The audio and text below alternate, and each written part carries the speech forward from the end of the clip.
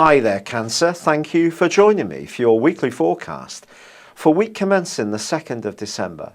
Would you say that you're an organisational genius, or are there some improvements that could be made around the edges when it comes to the overall smooth running of your existence?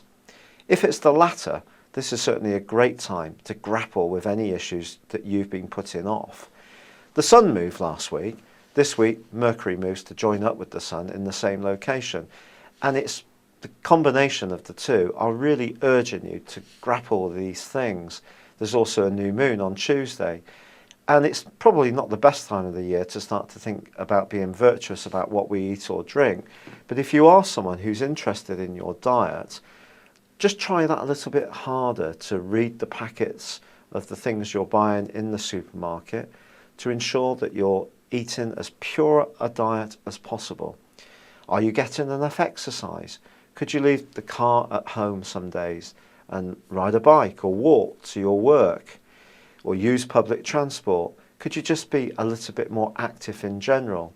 And also, when it comes to work, it's not too late this year to make a major change in terms of what you do for a living, because an opportunity could come up for you and it can be helped by this new moon.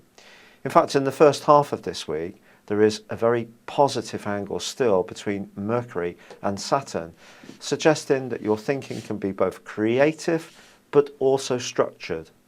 However, in the second half of this week, Mercury does get into a bit of a confusing kerfuffle with Neptune. This suggests that if you try to do too much too quickly and try to get every facet of your world perfect, you could end up feeling quite defeated. It's going to be important, therefore, to give yourself some realisable targets this week. Don't try too hard. Pick off the ones that are most important, prioritise, and don't be put off too much by outside information or influences, because it could end up, if you try to do too much, with you feeling really quite drained. Now, talking of neat energy, Mars is set to move on the last day of this week. Mars moves into your sector of your home and family life, and he is going to be there for the next 8 months. This is very rare. However, it gives you an opportunity, if you're looking to make home improvements, to really get proactive with these. Or maybe you're thinking about downsizing, going up the housing ladder, getting your first home.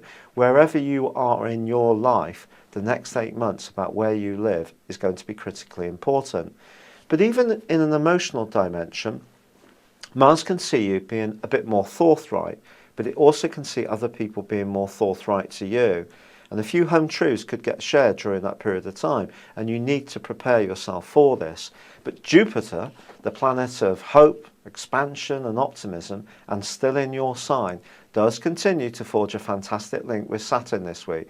So if you have got a project or a strand of developing which is very creative, all the influences coming in this week are saying to you that if you can put the detail and the meticulous hard work together with your flair, then something truly amazing could shape up. Thank you for joining me. Good luck and goodbye for now.